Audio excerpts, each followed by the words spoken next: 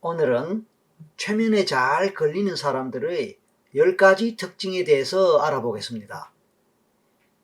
당신은 얼마나 최면에 잘 걸리는 사람이라고 스스로 생각하세요? 아니면 최면에 잘 걸리지 않는다고 생각하세요? 또는 최면은 몰라도 잠은 잘 잔다고요?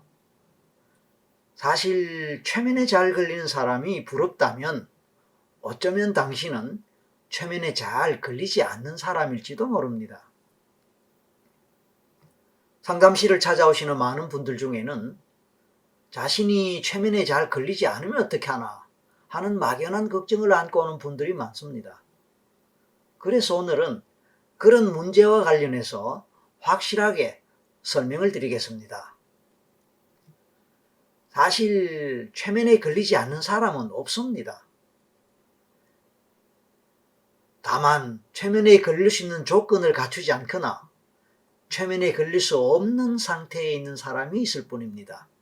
그러니까 최면에 걸릴 수 있는 조건만 제대로 갖추면 누구나 최면에 걸린다는 것입니다. 그것은 마치 원래부터 잠을 자지 못하는 사람이 아무도 없는 것과 같다는 것입니다. 비록 평소에 잠을 잘 자는 사람들도 어떨 때는 잠을 잘 못 이룰 때가 있지요. 그래서 불면증이라고 하면서 언제부턴가 수면제를 복용해야 잠을 잔다. 그런 사람들도 있지요.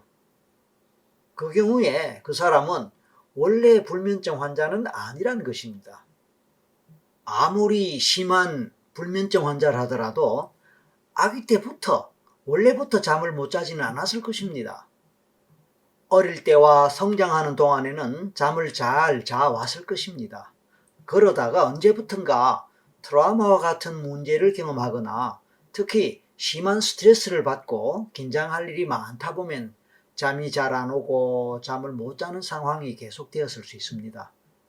그러니까 그 사람은 원래부터 잠을 못 자는 사람은 아니었다는 뜻입니다.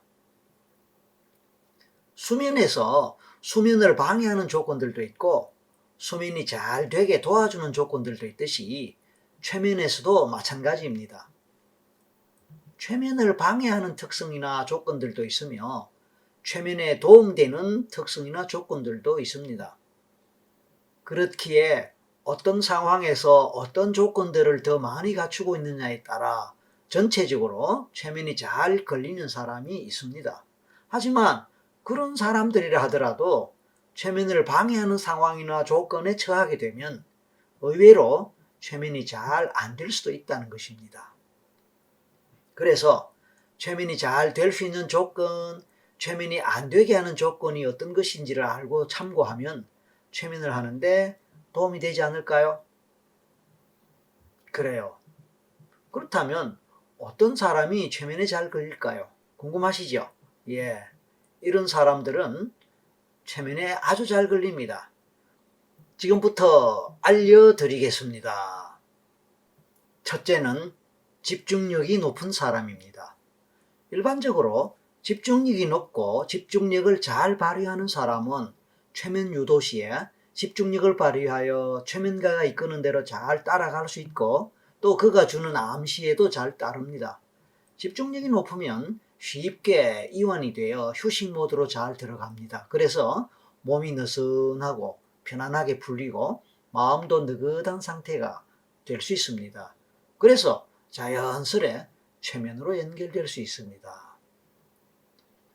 두 번째는 지적인 사람이라고 할 수 있습니다.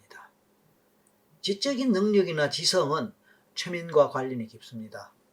지적인 사람, 이를테면 똑똑하고 영리하며 이해력이 뛰어난 사람은 비교적 최면에 잘 걸립니다. 지능은 집중력과 관련이 있기 때문에 결국 지능이 높을수록 좋은 최면 피험자, 즉 최면에 잘 걸릴 수 있는 사람이라고 말할 수 있습니다. 집중력이 높을수록 지능이 높고 또 집중력이 높을수록 최면에 잘 걸리는 경향이 있다는 점에서 보았을 때 지능과 최면 감수성은 상호관계가 있다고 볼 수 있습니다. 세 번째는 기억력이 좋은 사람이라고 할 수 있습니다. 일반적으로 기억력이 좋은 사람은 최면에 잘 걸리고 쉽게 과거를 회상해냅니다. 기억력 역시 지능, 집중력과 관련이 있으므로 기억력이 좋은 사람은 최면에 잘 걸린다고 보아야 합니다. 네 번째는 생각이 단순한 사람입니다. 생각이 단순한 사람은 남의 말을 듣거나 어떤 상황에 처해졌을 때 굳이 그 말을 분석하거나 판단하지 않고 사실 그대로 그냥 받아들이는 경향이 있습니다.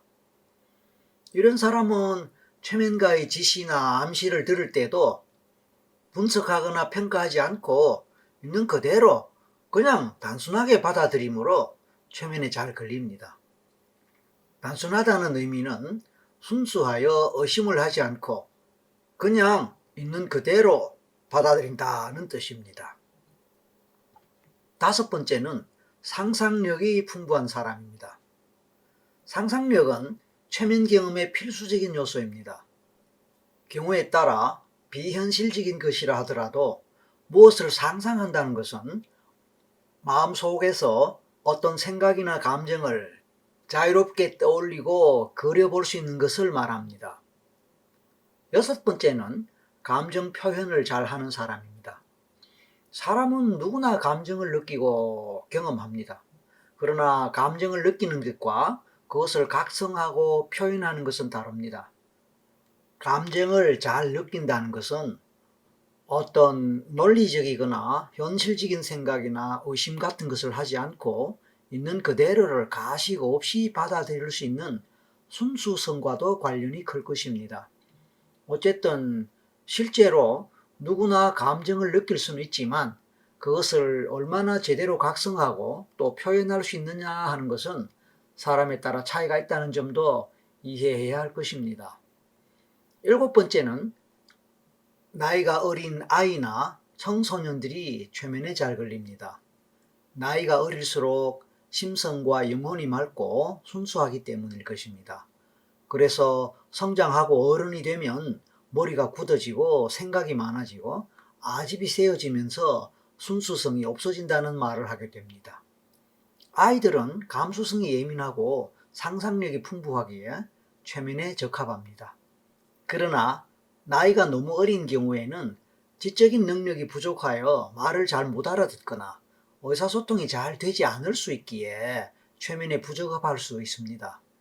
하지만 유치원생 이상 정도로서 어쩌면 초등학교 학생 이상으로서 어느 정도 의사소통이 가능하고 자기 생각을 표현할 수 있으며 또 지시하는 대로 따라하고 상상할 수 있는 능력을 갖추고 있다면 누구나 가능할 것입니다. 여덟 번째는 몰입을 잘 하는 사람입니다. 몰입을 잘 한다는 것은 책이나 강연, 강의, 영화 이런 것들을 보거나 들을 때 시간 가는 줄 잘 모르고 또 그것에 잘 빠져드는 것을 말합니다. 근데 이것은 곧 집중력과도 관계가 있습니다. 흔히 재미있는 책을 읽을 때, 텔레비전이나 드라마를 보고 영화를 볼 때 또는 음악을 들을 때 옆에 누가 오는지 가는지도 모르는 수가 있습니다. 이렇게 몰입하거나 집중하는 것을 얕은 최면 상태라고도 할 수 있을 것입니다. 그리고 전문 용어로 이를 트랜스라고 부릅니다. 고도의 몰입과 집중 상태를 유지할 수 있는 사람들은 당연히 그래서 최면에 잘 걸릴 수밖에 없겠지요. 아홉 번째는 매사에 협조적인 사람입니다. 평상시에 남의 말을 잘 따르고 협조를 잘 하는 사람은 최면가의 말에 대해서도 판단이나 분석, 평가를 하지 않고 무조건적으로 잘 따르며 협조하는 경향이 있습니다. 따라서 당연히 이러한 사람은 쉽게 최면에 걸리게 마련입니다. 그렇게 볼 때 매사에 부정적이고 비판적이면서 일단 남의 말이나 제안에 대해서 거부부터 하는 사람은 최면에 부적합하다고 봐야 하겠지요. 자, 이제 마지막 열 번째는 최면에 대한 적절한 긍정적 기대를 갖는 사람입니다. 만사를 긍정적으로 받아들이고 긍정적인 방향으로 기대하는 사람은 그렇지 않은 사람에 비해 어떤 일에서든 성공을 거둘 확률이 큰 법입니다. 마찬가지로 최면에 대해서도 최면에 대한 기대를 적절하게 갖고 잘 될 것이라고 생각하고 어느 정도 기대하는 그런 긍정적인 사람이 최면에 잘 걸립니다. 하지만 최면에 대해서 과신하거나 맹신하는 것, 그러니까 지나치게 믿거나 무조건적으로 믿는 이런 것도 사실은 최면에는 방해가 될 수도 있습니다. 그래서 적절한 기대가 좋다는 뜻입니다. 자, 지금까지 앞에서 살펴본 특징을 전혀 갖고 있지 않은 사람은 아마 아무도 없을 것입니다. 누구나 이들 특징의 일부를 갖고는 있을 것입니다. 다만 이들 특징들을 얼마나 많이 갖고 있느냐 또는 적게 갖고 있느냐가 중요하죠. 이런 특징들을 많이 가질수록 당연히 최면에는 유리하며 적게 가질수록 불리하다고 할 수 있겠죠. 그런데 위의 특징들도 중요하면서 최면에 적합한 환경적, 신체적, 심리적 조건도 제대로 갖출 필요가 있다는 점, 그 점에 대해서도 명심할 필요가 있습니다. 그러한 조건의 가장 중요한 것은 바로 심신, 즉 몸과 마음을 충분히 이완해야 한다는 것입니다. 이완을 한다는 것은 몸과 마음이 휴식 모드로 들어가서 편안하게 쉴 수 있는 상태가 된다는 뜻입니다. 그래서 효과적으로 최면을 하기 위해서는 지나치게 피곤하거나 졸릴 때, 그리고 지나치게 걱정되거나 신경 쓰이는 일이 있을 때는 최면을 피하는 것이 좋습니다. 그럼에도 불구하고 굳이 그런 상황에서 최면을 해야 한다면 어떻게든 피로를 풀고 졸음을 몰아낸 상태에서 시작하는 것이 좋습니다. 그리고 최면에 들어가기 전에 걱정거리에 대해서 충분히 얘기를 나누어 마음의 짐을 줄이고 근심 걱정되는 일에 가능한 한 집착하지 않는 마음을 갖도록 해야 합니다. 물론 적절한 조명 상태와 소음 때문에 방해되지 않을 수 있는 환경을 조성하는 것도 필요하겠지요. 지금까지의 제 설명들은 통계적 차원에서 일반적으로 그렇다는 것입니다. 이것이 100% 완벽하게 모든 사람들에게 똑같이 적용될 수 있다, 그렇게 적용된다고는 생각할 필요가 없습니다. 그리고 또 영상을 시청하면서 혼자서 최면을 하느냐, 아니면 다른 사람에게 또는 전문가에게 지도를 받으면서 최면을 하느냐에 따라 상황은 얼마든지 달라질 수 있습니다. 당연히 혼자서 하는 것보다 전문가로부터 지도를 받으면서 하는 것이 훨씬 효과적이겠지요.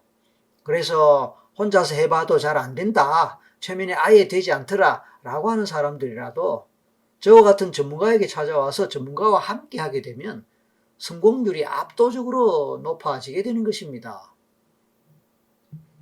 평소에 건강한 사람도 감기 몸살에 걸리기도 하고 운동선수도 실수를 합니다.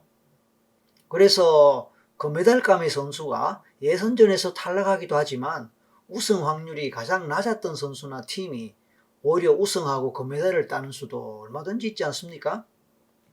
그래서 위의 특징들이나 조건들이 자기에게는 별로 해당되지 않는다고 해서 스스로 최면에 잘 걸리지 않는 사람이라고 너무 단정 짓고 미리 최면을 포기할 필요는 없습니다.